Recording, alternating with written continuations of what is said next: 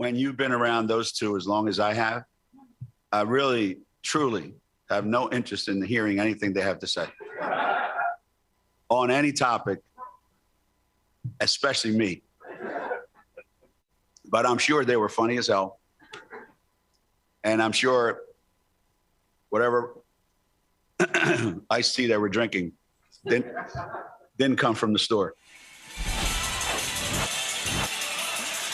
Welcome back to the Bird and Taurasi Show. We're connecting now with Geno Auriemma. I never call him Geno. Brought to you by AT&T. What's up, Coach? What's going on? So can you hear me? You really, yeah, we hear you. So you really thought, I mean, you probably thought you were going to be busy this weekend, but you really thought you were never going to be on this show?